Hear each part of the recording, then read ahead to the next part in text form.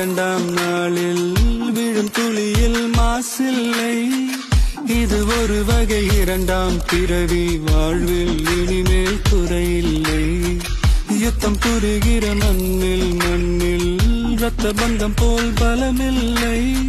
வா எழுந்திடு, வாழ் சுழற்றிடு, வான் கிழித்திடு, பயமே